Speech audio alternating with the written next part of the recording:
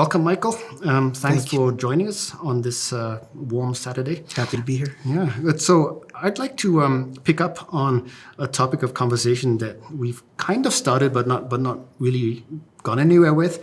And so originally, this our meeting today began in a question that I had about alternative lives. That each one of us has a kind of alternative life or two that he would have led if he hadn't become a tutor. Mine was I wanted to be David Attenborough, right? That was my other career. But I was really provoked and fascinated by hearing from you that you almost were a chef, and to hear that the gastronomic life was your alternate life provoked my thinking about how you thought about the relationship between, say, the good life and food, or the life of philosophy even and food. And so thinking about that, I then asked you what you wanted to start with in this conversation, and you pointed to Plato's lesser-known dialogue, the Charmides, Charmides, for those who haven't read it.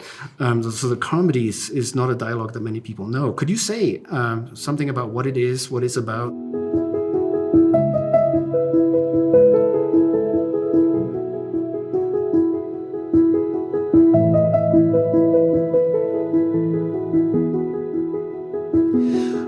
Well, most generally, I want to think about how to live the best life possible for a human being. And Socrates, for Plato, seems to present that model. And two virtues which may look at first at odds with one another are moderation and courage. If you think about things too much on the battlefield, you probably won't make it off the battlefield. And so that there might be some tension between a kind of pausing and thinking things through and the virtue of courage. With Socrates, I think they're perfectly blended, and that has to do with knowledge of ignorance. There's a courage to keep on pursuing the truth, even though you know that you're very limited and you will never quite get there. So this particular dialogue is about moderation, or Sophrosyne, and it's strange. It doesn't talk much about what we normally understand as moderation, which means limitations on food, drink, and sex. It's ultimately about self-knowledge. But issues of moderation do come up in this dialogue, not on the level of the argument, but on the level of the action. For example, Socrates gets very aroused when he sees a young boy, and he's taken by surprise. So he's overcome in a way that makes it look like he has no moderation. But that moment somehow leads him to a pursuit of what it means to live a moderate life. And the dialogue is fascinating for me in that way. Now, this word moderation translates the Greek word Sophrosyne. Which, to be modest is to be sophron, and Sophrosyne really comes from, it means something like safe or preserving mind. So it's a very hard word to translate, and but it's about somehow. Ultimately, it's about how to preserve the mind in such a way that you are always saying goodbye somehow to your private self, the opinions. So somehow you have to disregard the self in order to somehow preserve the mind at the same time. It's a strange and difficult journey in this dialogue to figure out what that means. Letting go of who you are in order to be able to gain some sort of self-knowledge, which is a very difficult thing. At the core, there may be no self. This comes up in the dialogue. We might be completely derivative.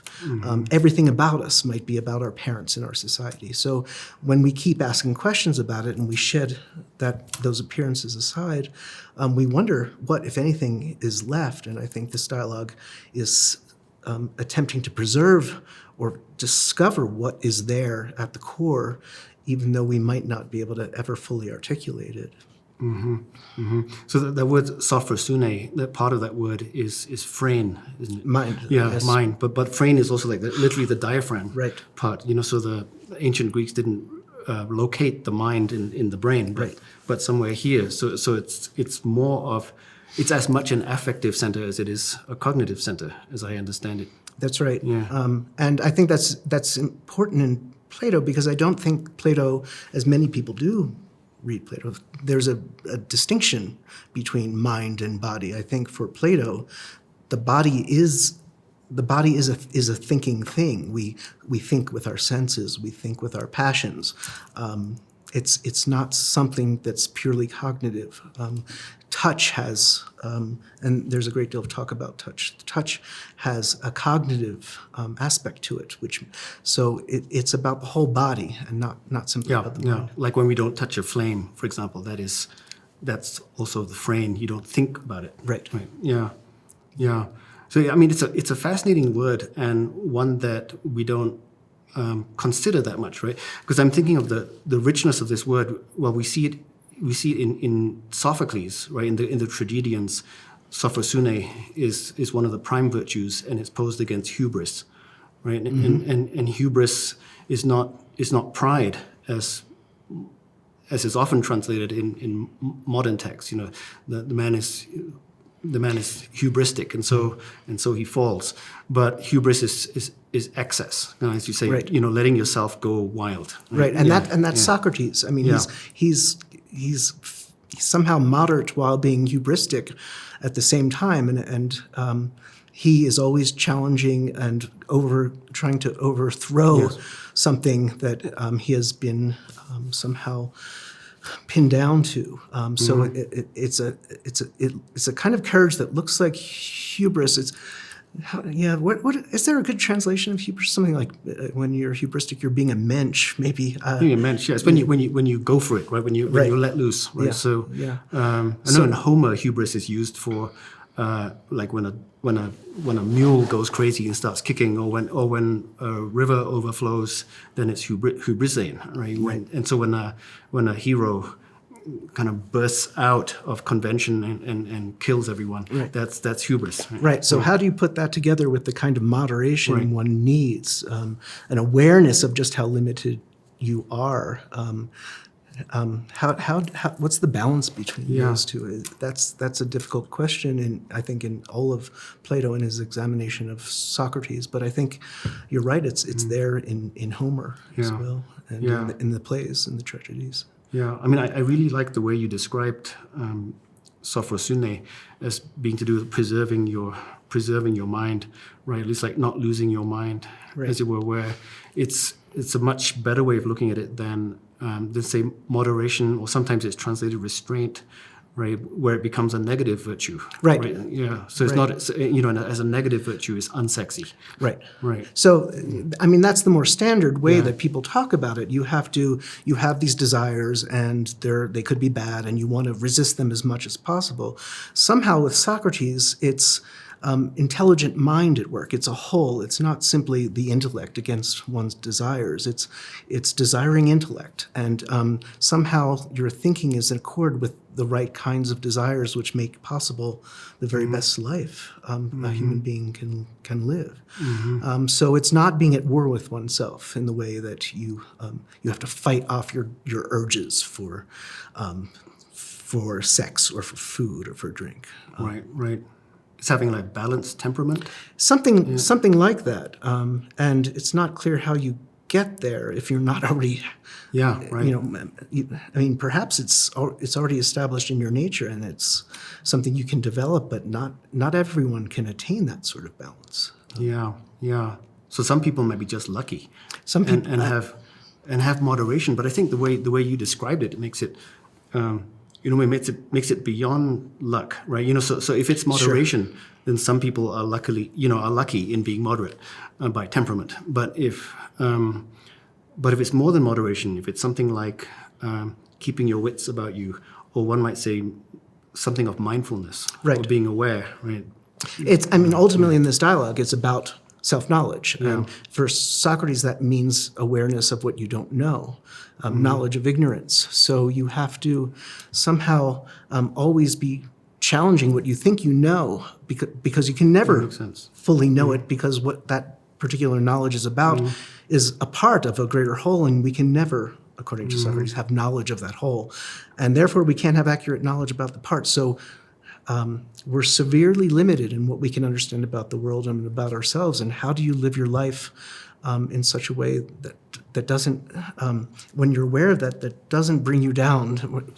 What's the point? I can never know anything. There's a way in which Socrates is full of enthusiasm for life, and I think even on his dying day, he knows that he cannot philosophize any longer. He cannot be in a body any longer, and he's 70 when he's being put to death, and he's lived a good life, and I think he knows that it's not going to get any better. It's probably just going to get worse. So he's fully ready to face death, but there's a lingering awareness that this is the best thing possible, to be having these conversations with my friends, and I won't get to do it any longer. So it's a sort of humility, a kind of acceptance of the scale of things, acceptance of where you belong in the scale of things. Right. Yeah. Yeah. So and as a kind of humility, it's a strange virtue. Once you claim to have that virtue, it doesn't sound like you're being humble any longer. It's a peculiar sort of virtue. What happens when you begin to present yourself as someone who is humble? There's something unspeakable in a way about this virtue, which this dialogue tries to get at, I think. That's very interesting. I found myself thinking a lot recently about the 4 classical virtues, right? Justice, wisdom, courage, and then Sophrosyne, right? And again, when if one translates it as moderation, it's kind of less sexy than the other 3. But what you're saying now helps me to make more sense of it. In a way, it's the virtue of somebody who has all their wits about them. Right. But we can never have all of our wits. We can, and knows that. Right. And the body it keeps presenting itself here in blushes, in sexual arousal, right? Showing you that you can never fully have there's always going to be surprises, and in fact, it's those surprises, those accidents, that make learning possible. So, without those accidents, there's not real thinking possible. It has to be spontaneous. And there's something funny about the dialogue. It's so tightly organized. How do you, every step of the way is in complete control by Plato. How is it possible for Plato, and I think he does it, and that's part of his brilliance, to bring about spontaneity in such a tightly constructed work? And I think he's able to do that by surprising us with our own prejudices and assumptions that we can then think about on our own. Yeah. So you're saying that part of the humility of Sophrosyne is that you don't know yourself. Yes. Yeah. Yeah. Yeah. And the person who thinks he does had better watch out. That's right. Right. That's the most dangerous thing. To think that you know who you are is going to cut you off from being able to understand anything of importance, it seems. Yeah. And so it's really is somehow you have to overcome what you think is true about yourself. Challenge it always. Some of it may be right, but a lot of it could be quite wrong. So this is one reason why Socrates keeps bringing his interlocutors to a dead end, kind of in their thinking, right? So that they keep crashing down. Right. Now it's interesting in this dialogue that he fails in some way. The other 2 main characters it's Critias and Charmides. Critias turns out to be one of the 30 tyrants. Charmides is a bloodthirsty tyrant at that time as well. So these 2 interlocutors who seem to take on Socratic philosophy. Critias is a follower of Socrates. But he understands something wrong about, completely wrong about what Socrates is doing. He sees it as a project of control and power. So it's finally knowledge of knowledge. It's this knowledge that stands outside of itself. And so it sounds as though Plato is suggesting that Socrates is not altogether innocent of the charges of corrupting the young. He's doing so right here. It's their desire to understand him, but they understand him incorrectly, that leads them to live a life of the tyrant, completely immoderate life. The opposite of moderation is something like tyrannical desire. Right, to do whatever you want. Yeah. Can you remind me about the 30 tyrants? Like, who were they? Well, so after Sparta defeated Athens, the 30 tyrants were sort of puppets of the Spartan government, and they used their power to get rid of enemies and to benefit themselves in horrible ways that left lots of people dead and poor and homeless. Okay, that's helpful. Just to circle back then to the question of Sophrosyne and the other virtues, right? So it seems that those four primary virtues, what the Christians call the four pagan virtues, or the classical virtues, justice, wisdom, courage, and Sophrosyne, it seems to make sense that anyone we admire has got to have those. Yes. Right. And it's hard to tell them apart in Socrates. I think finally what Plato shows us is courage properly understood is philosophy. Moderation properly understood is philosophy. And so we have this sort of comprehensive and abstract sense of what these virtues are, but when they're precisely understood, they're only found in certain human beings that we aspire to live up to in some way, but almost all of us will never be able to. Yeah. So let's circle back about Sophrosyne. How does that relate to a good life for you, as an embodied being with work, who eats, who has pleasures?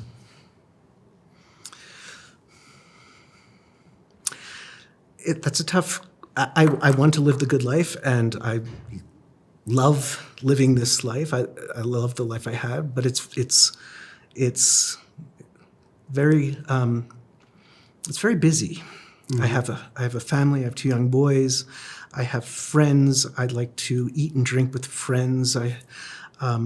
So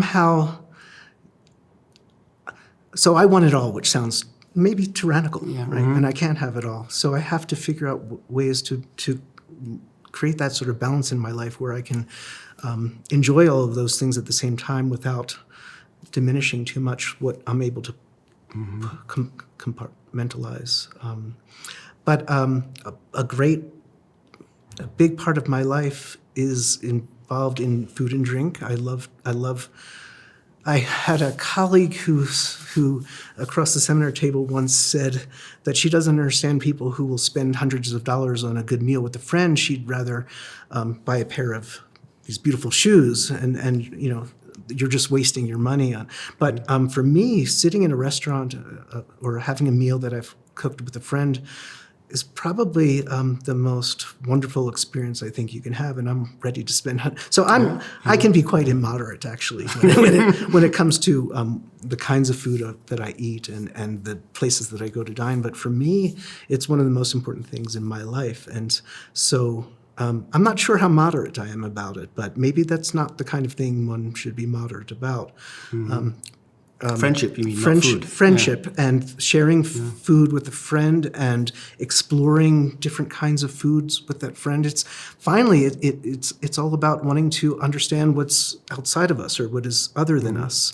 And so a good friend of mine will go to a nice restaurant and try to explore foods that we've never had before because we want to understand the world. And at the same time, we're talking about these great books, and it doesn't get much better than that, I think. Yeah. I remember once a friend of mine subscribed to the magazine Bon Appetit for me, and I subscribed to that too when I was a kid. Okay, yeah. And you remember there was there's one section of it that was an interview with usually with some celebrity Chef. and one, or actually just a celebrity actor or celebrity thing. Yeah, and they would ask the question, like, things like, what was your most memorable meal?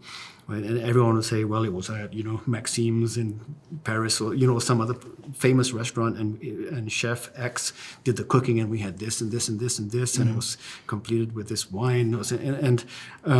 And it was all like boring to me, right? And until one day I read this interview with a 90-year-old French perfumer, right? And the interview took place in his chateau. And they asked him what was the most memorable meal of his life. And so you expected something like Maxime's, but he said, well, it was after World War I, and fruit was very hard to come by in those days, and my mother made a strawberry tart for me. Yeah. And that was where and the kind of Sophrosyne where the elements were balanced, right? It was not only the food. Right, and I worry about that with me and with our culture. It's all available to us. We don't really question it that much, and we don't appreciate how much work and how fortunate we are to be able to eat the kinds of things that are readily available to us. And sometimes I wonder that even for myself, there's going to be one day when I feel like I've tasted everything. There's not much more. It's all so available. You don't have to travel the world anymore to get some of these exquisite cuisines. But then I have the books, and they will always be exotic to me. The books that we read here, and I'll always appreciate how fortunate I am to be able to spend my life talking about these books with other people. But that's a poignant story about the tart. It's so moving to me. So this it seems that, okay, professionally we live a very immoderate life, right? The pursuit of truth, the pursuit of wisdom, the pursuit of beauty. There is no mean to it, right? You want more. Yes, you always want more. You always want more, and it's a good thing, right? You can't have a moderate pursuit of truth. That's right. Right, and so, and I wonder if our pursuit of pleasure, or our pursuit of refined pleasure, especially in food, also is immoderate, in that the only limit that's built into it is not feeling sick after you've eaten too much. Right, you want more. I mean, there's no point at which you'll say, I've had enough good food. I've had more than my fair share of good food in life. I don't need any more. Right. Your health, though, is right. Yeah, I mean, we're limited by. So I have found that I've had to be very moderate with what I eat. The older I get, even exercise can't combat the inevitable process of aging, and it's not just about being sick. It's about wanting to remain here and be able to appreciate all the things outside of food that you have, such as friends and family. I'm not sure if I'm... Yeah, no, I mean, it is right. I mean, I'm wondering if that what you're describing sounds like prudence in the service of immoderation. So which is different from Sophrosyne. That's right. So it makes me wonder whether... So in this dialogue, again, he doesn't talk about limits on food, sex, and that's not really the issue. Yeah. Maybe real moderation is not to be found in maybe it's just a kind of vulgar moderation that's used as a means to have more. Have as much as possible. Yeah. I mean, I find as it's been about 20 years since I've eaten so much that I felt bad. And when I was young, I do it a lot, right? And so at some point, I decided I don't like this feeling, and so then I've been trained to know when if I go past this point, it's going to be bad, right? And so then I stop. But I wonder, what is that? Is that's a kind of habituation through repeatedly encountering one's limits, right? But it's not the kind of balanced, harmonious character that is Sophrosyne, right? Right, and I think, for me again, that makes it clear that what we're talking about is a way of life, and it's about thinking and self-knowledge. Right. These other things are they can be shadows of that, but there's a way in which there's a permanent gap because it's the eating. It's about a fear of consequences. That's something that you've experienced over and over again. It's not really for the right reasons. It's not for rational reasons. It's fear. Right? Yeah. Right. And the fear might be one version of humility, right? It's not necessarily the kind of humility we were talking about, right. But the fear of somebody who has a rational appreciation of how much they don't know. So when they walk into a room or a new situation, they're cautious. They don't venture. They're wary. And that is a kind of humility, a kind of prudence, but it's not necessarily Sophrosyne, right? So because Sophrosyne, I think, as we're describing it, it's not a negative virtue. It's one that doesn't. That is not just there to shield you from harm. Right. And I think Plato would say that most people live their lives, if they're doing the right thing, it's not for the right reasons. It's because of usually fear of punishment, fear of the law, fear of consequences, and that's somehow necessary because people can't live this life for the most part. You have to be lucky. You have to have the right education. There's a lot. It's amazing that in ancient Greece we had Socrates, Plato, and Aristotle in this small amount of time. How does that happen? It has to be part of it has to be luck. There's no formula for creating a sort of human being who can live that sort of life, who desires what is good for them naturally. So Sophrosyne then has to be a kind of sense of balance, right? A sense of harmony, not going overboard in one side, not losing your equilibrium in any particular direction. And in order to have that balance, you have to understand what you're balancing, and what do you have in mind? Well, I had in mind sometimes the judicious person, the person, because you brought the connection with the cognitive ability, right? So the person who can go into, say, a meeting and get a good sense and a well-proportioned sense of all the things that are happening in the meeting, as opposed to someone like me who'll go in a meeting and get fixated on something, right? Or get hooked on, I don't like that person. I like that person. I like this that way of happens to thinking. me at meetings too. So where there's in the meeting or any situation, that my tendency is to get hung up on something, or drawn into something, and it might be that I eventually reach equilibrium because I go from side to side, right? But the kind of person I'm thinking of doesn't do that. The kind of person who goes in just has a good sense of proportion.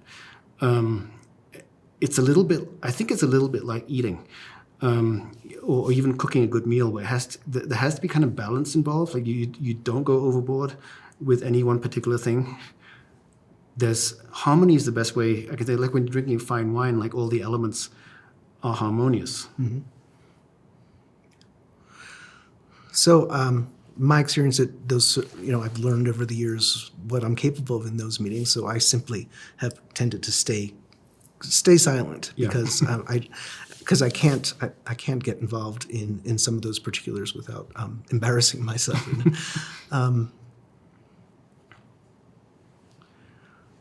how's it like? So again, what are we balancing though? I'm not sure. I mean, in those meetings, like my tendency is to be intemperate, right, in some ways. And so, which means I get carried away by one thing and I forget something else. And certain other people appear to be able to keep everything in mind and to be able to weigh them judiciously and then make a good judgment. And I mean, and they can usually also articulate what they're doing. Now, right. What is this? So it's as if that to do that, you have to carry a kind of harmony in your soul, a kind of harmony in your mind, where you don't have the tendency to tip over on one side or the other. So it sounds the balance that I'm beginning to wonder about is one of being able to step outside of yourself, get this sort of ecstasis, right, where you're able to step outside of yourself in order to preserve something about what's most important about the self. And that just reminds me, I don't know if that's the kind of balance you're thinking about, but you have to be able to say, as I said, say goodbye to yourself in a certain way in order to not get caught up in yourself the way you're talking about. You do it by focusing in on something and maybe being intemperate. I'm intemperate in another way. I back away and am completely silent. I just don't want to get involved in it. And because we're self-reflective, after a while we realize that's happening, and so we can catch ourselves being intemperate in our characteristic ways, right, and then compensate for it some other way. Yeah. But you're thinking that's like eating. It's like eating. I had this. Every now and then I get an experience with a good wine, and I had one the other night that where I could see it had 4 different kinds of taste in it, and I could feel them as I tasted this thing. I could almost visually see the different components kind of spreading out and holding themselves in a kind of like as if with musical intervals between them. And I said, this is a good wine. This is a well-balanced wine, and it's satisfying. But somebody else might not notice that. Somebody else might just go for the sweetness or go for the tartness of something. But there's something about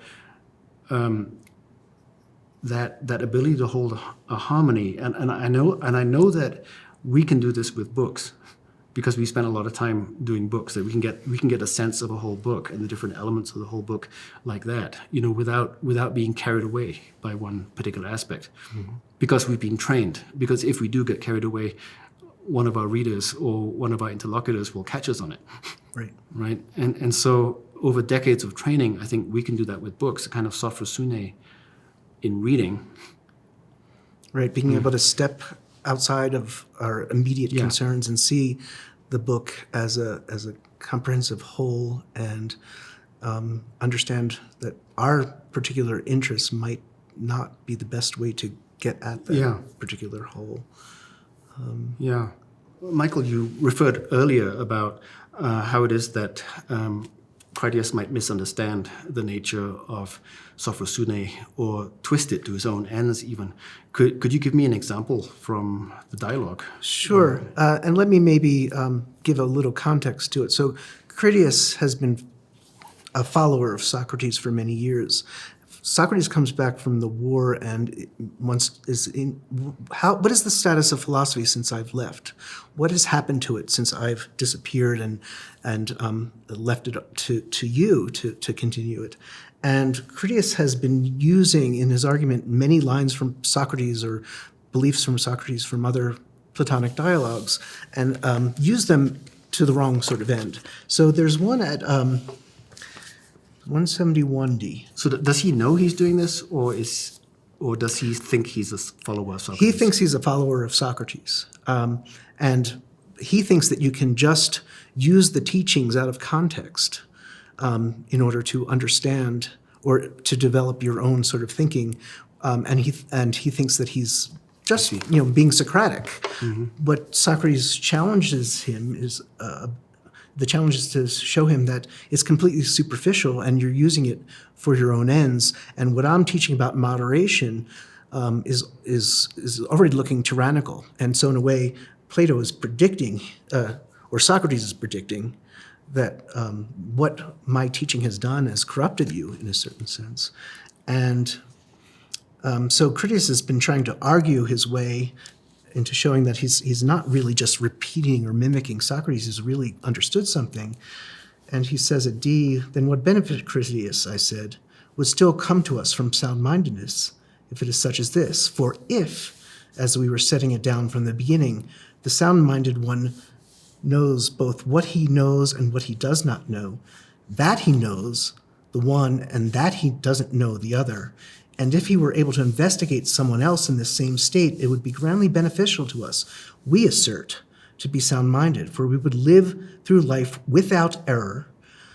We would ourselves and those who have sound-mindedness and all others who were ruled by us, for we ourselves would not attempt to do what we didn't have knowledge of, but would find those who had knowledge and hand it over to them. And to others whom we ruled, we would not turn over anything to be done except what they would do correctly when they did it. And this would be what they had a knowledge of.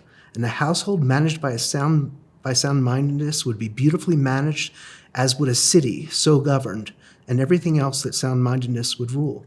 For with error taken away and correctness leading, it is necessary for those situated to do beautifully and well in every doing, and for those who do well to be happy. Isn't this, Critias, I said, what we were saying about the sound-mindedness when we said how much of a good it would be to know both what someone knows and what he doesn't know? So I think there, Critias, Socrates is showing the implications of Critias' understanding of what's going on.